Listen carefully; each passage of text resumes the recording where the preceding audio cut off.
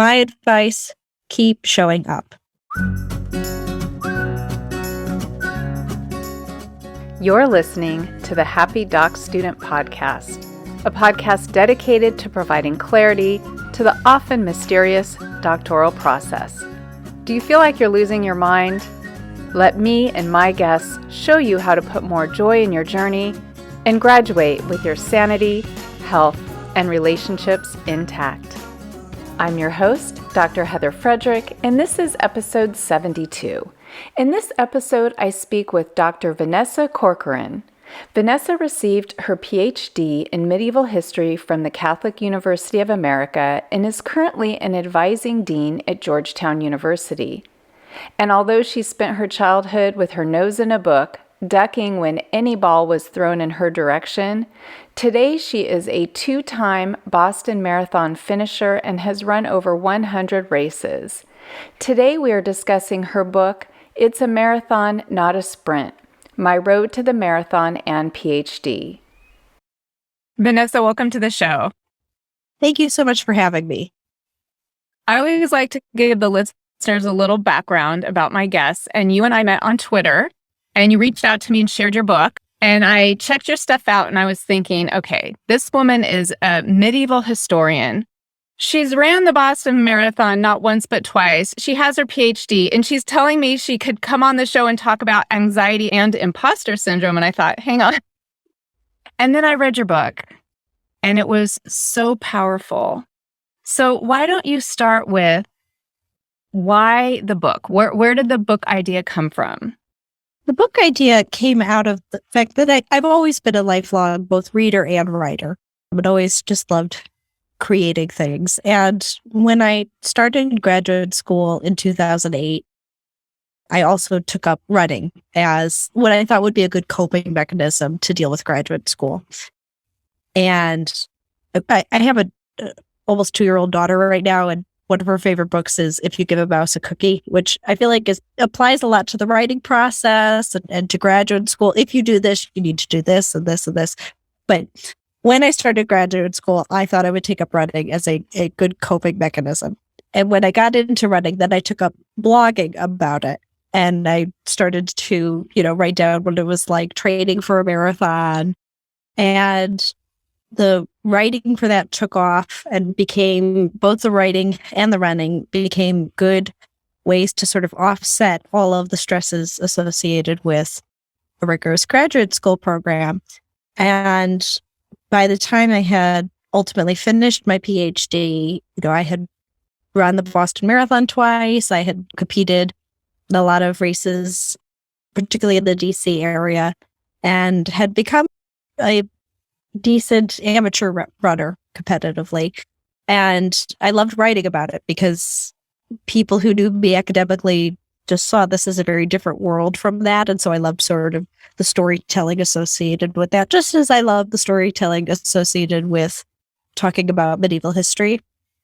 So I had finished graduate school, with a dissertation done, and I had blogged throughout the program, but also just kept so many records. We live in such a heavy digital age with email, and I had all these emails from faculty and classmates back and forth writing about the program. And I thought there's really another story here about what it was like to go through a PhD program. And the person who started the program back in 2008 was a very different person than the one who finished it in 2017. And beyond all of the technical and formal lessons that come with completing an academic program, there was so much I learned about myself along the way and about my mind and what worked well and what didn't. And so I found graduate school to be a very nebulous world. It's not talked about as clearly or as frequently as law school or med school. And so I thought, well, maybe there's a way that all of this could come together, become a story for others, and they could read it and learn more about sort of like the ins and outs of what a grad program really looks like behind the scenes. And more than that, what I took from it was this idea of imposter syndrome that we talk about a lot in academia. Often when I have guests talk about it and bring it up, we kind of come to this point of, listen, at some point, everyone kind of feels like a phony. Of course, you're going to have self-doubt in a graduate program. But what was profound for me when I read your book was that you share it was more than just imposter syndrome. And I thought that was such an important point to talk about how mental health plays into this more than just, oh, this is a common thing that happens in graduate school. Sometimes you feel like you're in over your head. Right. So, I mean, certainly in the beginning, it was clearly imposter syndrome. I was sitting in classes with students who had been in the program for a couple more years than I did. And I just looked at them as these great experts who knew so much more than I did and who seemed to be so much better connected with the professors than I was. And, they were just more put together in every respect. And I always felt just like the awkward little new graduate student who was trying very hard, but, visibly trying to keep up with her classmates. And of course, had no idea that was called imposter syndrome. I thought it was just, Vanessa, you think you suck as a graduate student, and here are all the reasons why, which constantly ran through my head. But as I progressed through the program, even though I was making progress at hitting all of those markers that you do with graduate school with completed coursework and comprehensive exams and working on the proposal, it seemed like no amount of progress could ever fully silence that voice of doubt. And it wasn't just, the thought of feeling insecure in class or talking to a professor, but it was literally keeping me up at night. And so, I had trouble sleeping.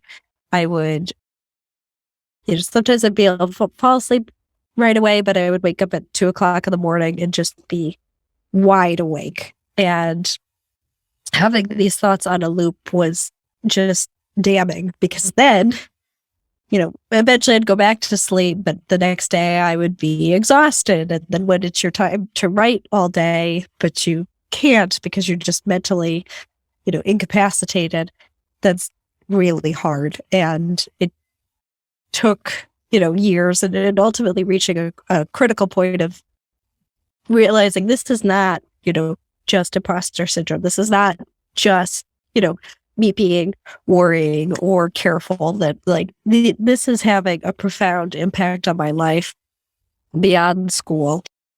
And I need to really rethink about how to take care of myself and prioritize my mental health, certainly as much as I had my physical health.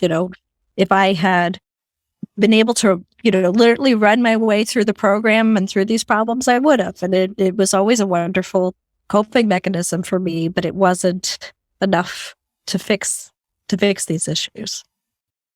And so you had a supportive network that encouraged you to get help so that you could manage that.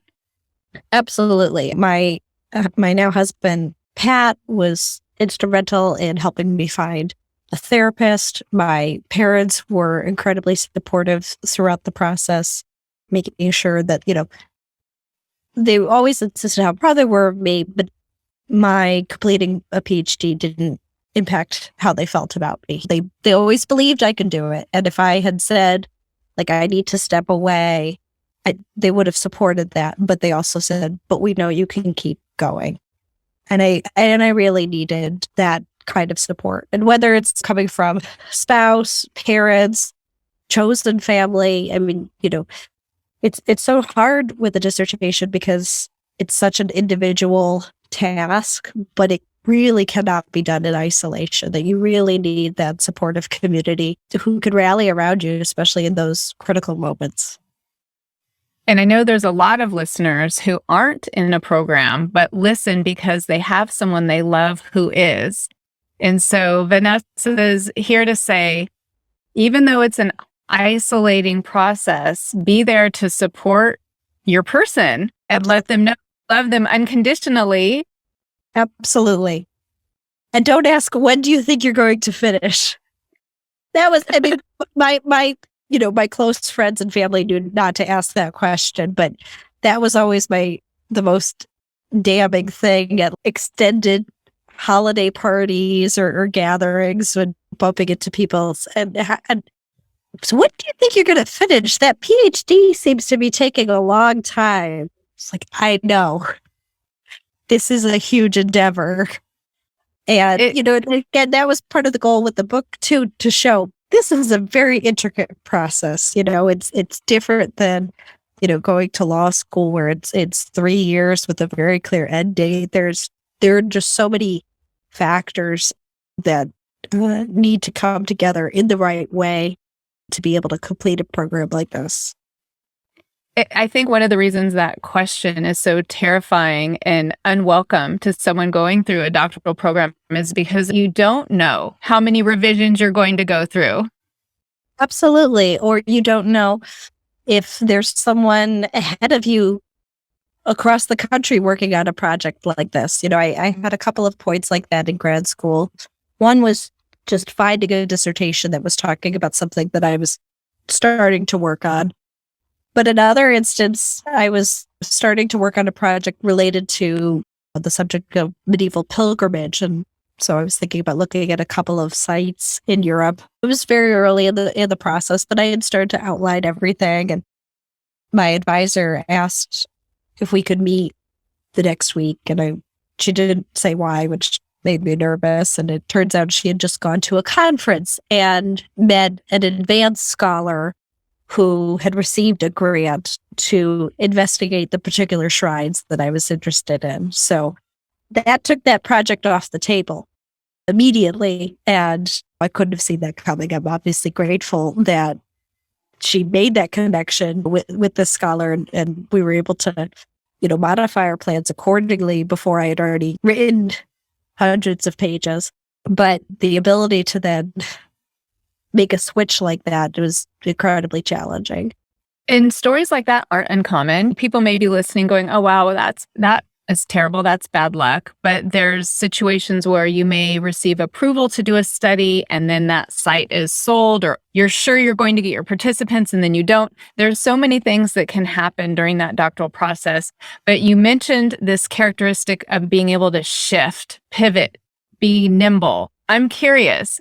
The training that you did for running a marathon, do you think that helped you exercise that muscle? I do, because what I ultimately learned in running and how it applies to graduate school is, training for a marathon is not just go out and run a lot of miles every single day. You have to really diversify your training. There is stretching. There is strength training. There are track workouts that you do with intense bursts of speed. There are long runs. You do cross training, so there were days where I didn't run, I swam or went on the elliptical or lifted weights, and all of that ancillary work is meant to supplement your runs and make you a stronger runner. If you just went out and ran 5 to 10 miles every day, you'd just be really tired, And so in a similar way, with graduate school, it taught me that you need to have some variety in how you structure your writing days and versus your teaching days, and how you make each of the smaller aspects of the program fit together and complement each other. So for me, it was never, okay, I'm going to just work on this one chapter all day for the next 2 weeks. I had to always schedule out, ways to break up the day. And I tended to think of the day, morning chunk, an afternoon chunk, and an optional evening chunk if I still had the energy for it.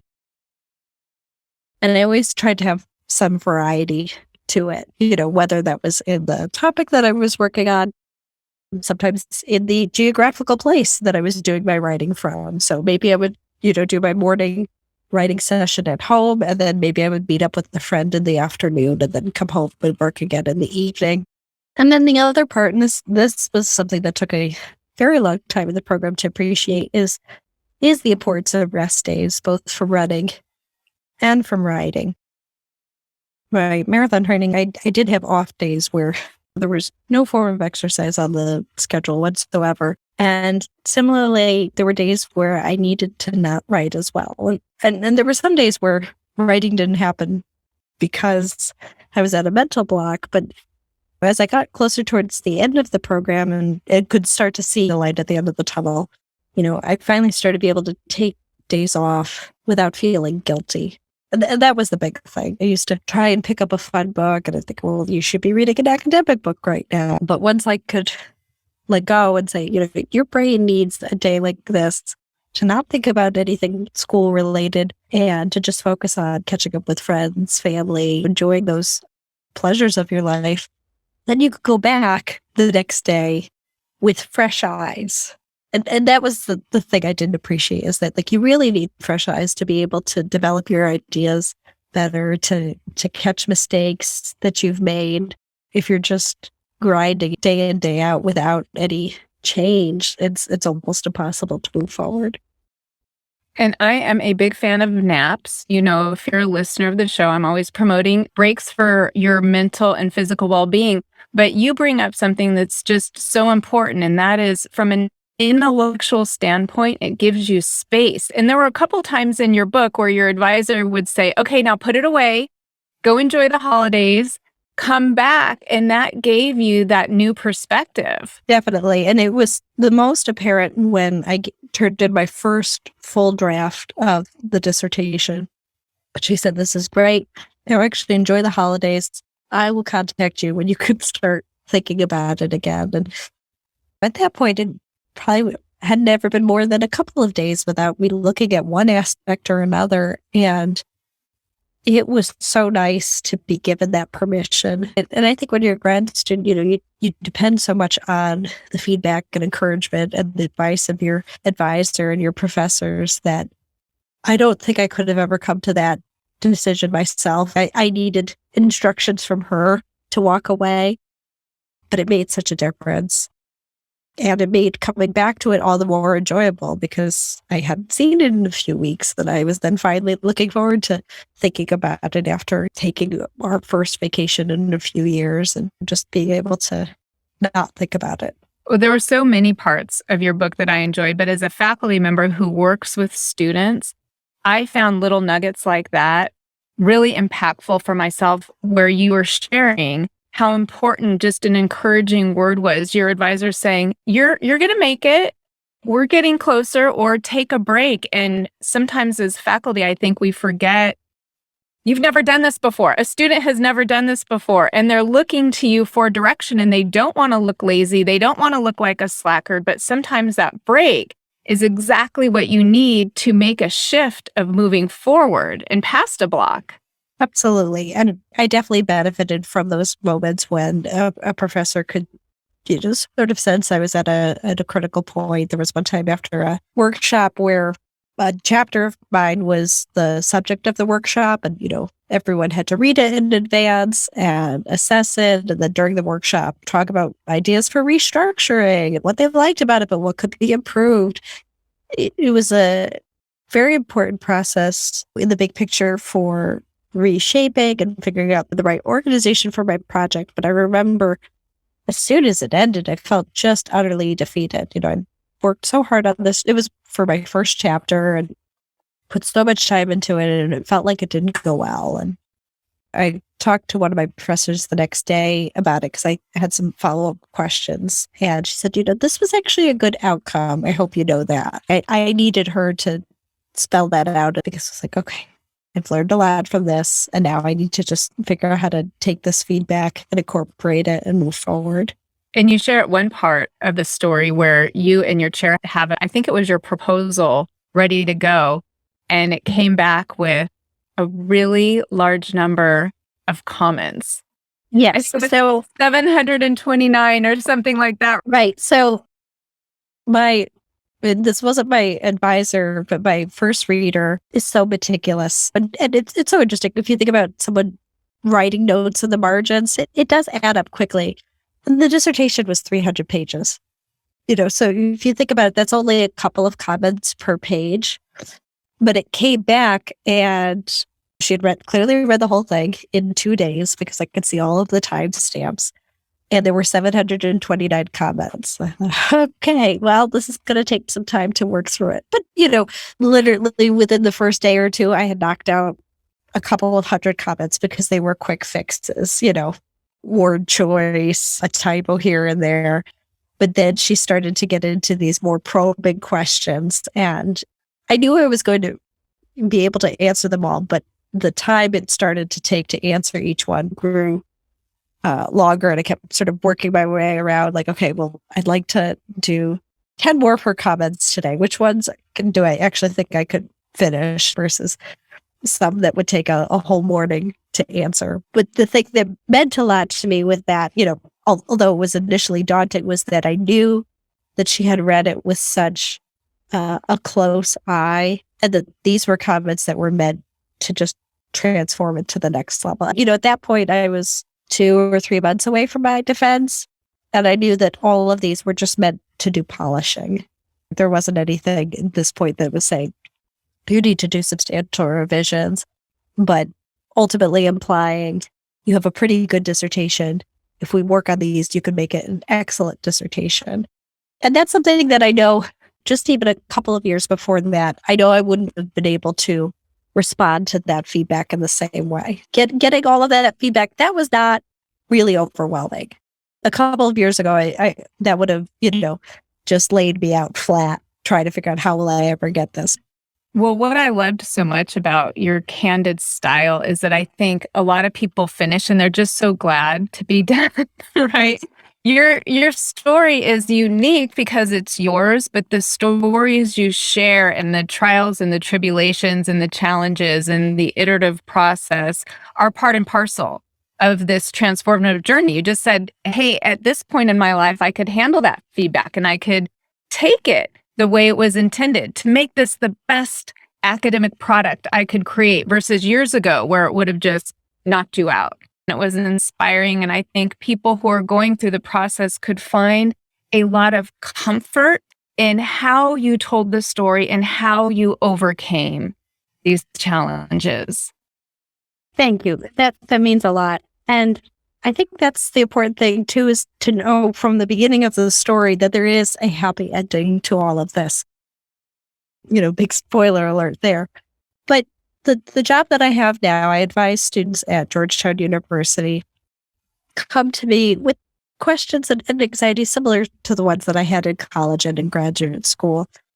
And my advising philosophy has really evolved because of my own experience and in writing the book to be as authentic as I can about sharing my own experiences. Because, to them, what they're saying is someone who, has several degrees, is at a prestigious university, and by all accounts has made it. But there were a lot of bumps that my students will never have seen happen.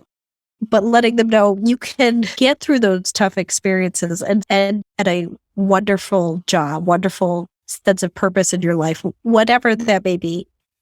One of my favorite distance runners is the 2004 bronze medalist Dina Castor. And she wrote a really interesting book called Let Your Mind Run, which has a similar philosophy to mine, except she wrote about what it was like to win a bronze medal at the Olympics.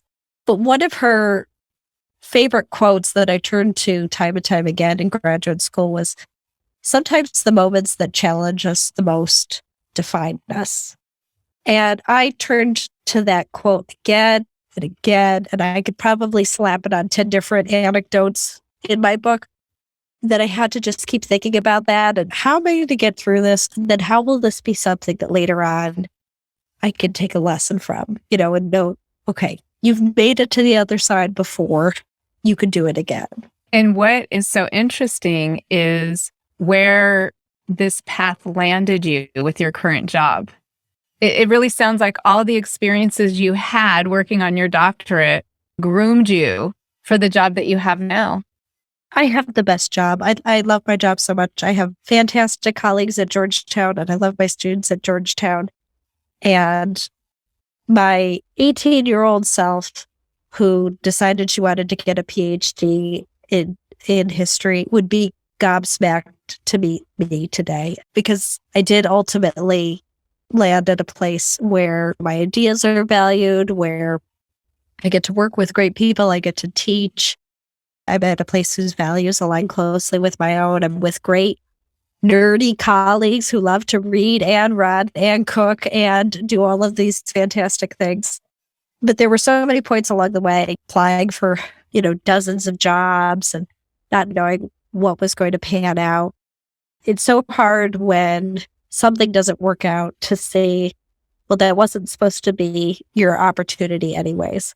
I'm in Washington, D.C., and there's a private girls' school nearby called Stone Ridge. And I had applied, when I was defending, I had applied for the dean position there and had gotten through like 1 or 2 interviews, but ultimately didn't get the position. And I was pretty upset about that just because things seemed to be moving forward. And I thought I was on the path to getting this job, and then it didn't work out. And I ultimately, for a year, worked at Catholic, my graduate institution, and then came to Georgetown. But the reason I'm saying this is there is a car near my house that has a Stone Ridge bumper sticker. And I pass it every day going to work. And the first time I saw it, I was like, oh, I forgot. I applied to work at this place. And I had really got my hopes up about this. And I had been placed so much value on this, and it didn't work out. But it wasn't ever meant to work out. And I couldn't see that there was something beyond that position. And I know assuredly I'm much happier now in the job that I have. But in that moment, when I was thinking about the fact that I'm graduating with a PhD in a couple of weeks and I don't have a job, what does that mean? And this had presented itself as an opening, and that window closed, and that was fine. And I just didn't know when the next window would open up. And that's the big life lesson, right? That's what I tell my students too, is we don't get to know exactly when things are going to turn out. And it is sometimes just in hindsight where there's a lot of clarity about how things were meant to be. The theme that I hear is trust, have faith, keep putting one foot in front of the other.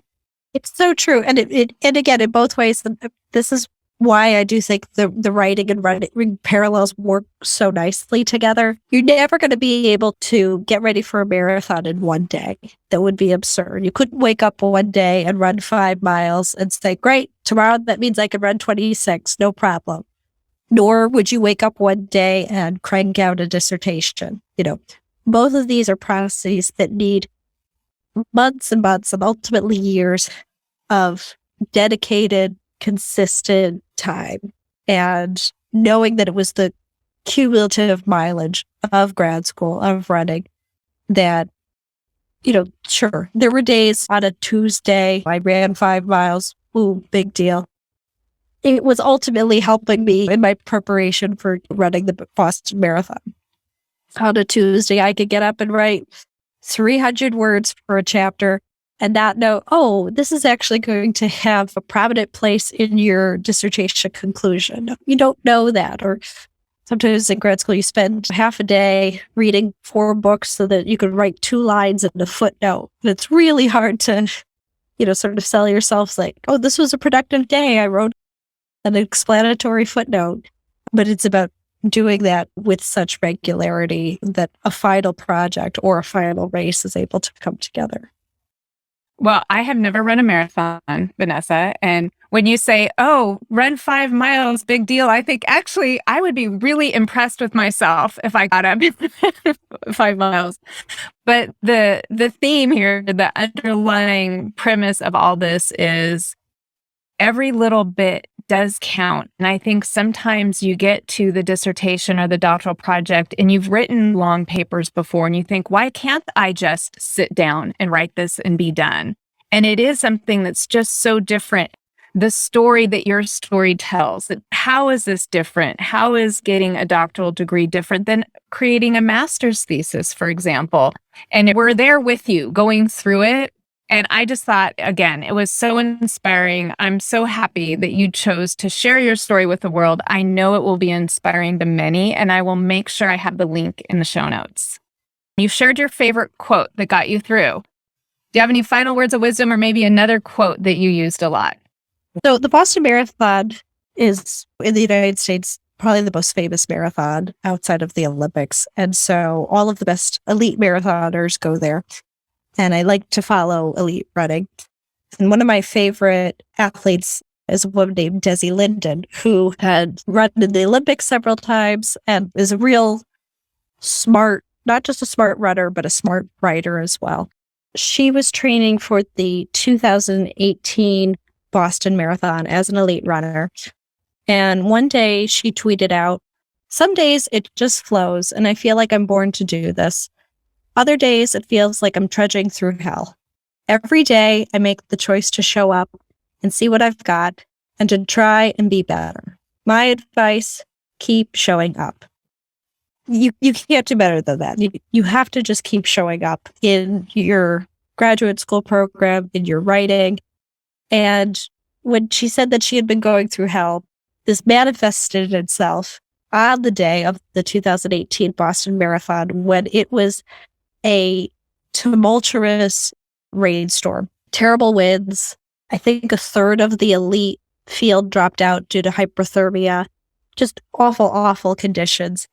And Desi stuck through and won the race. And she became the first American woman to win the Boston Marathon in 30 years. And she ran an incredibly gutsy race. I mean, there were people who, based on seed times, were ranked ahead of her, dropped out of the race. People who had Olympic medals, she did not, they dropped out of the race. And she just stuck it out, even in those horrific conditions. The way that the 2018 Boston Marathon was talked about is like no other. It sounded absolutely miserable to be there. It was thrilling to watch on TV in the comfort of my own home, but she was gutsy that day, and she was gutsy because she kept showing up every day in practice, and seeing that manifest to a reality just gave me all the more inspiration to go out and keep running, and then to go out and keep writing as well. Thanks again, Vanessa, for taking time out of your day to share with us. It's been a pleasure. Thank you so much, Heather. Thanks so much for listening, and I look forward to connecting with you on the next episode. Until then, I'm wishing you more joy in your journey. The Happy Doc Student Podcast is brought to you by expandyourhappy.com, and you can learn more there. Hey, one more thing. Just a quick reminder that the information, opinions, and recommendations presented in this podcast are for general information only.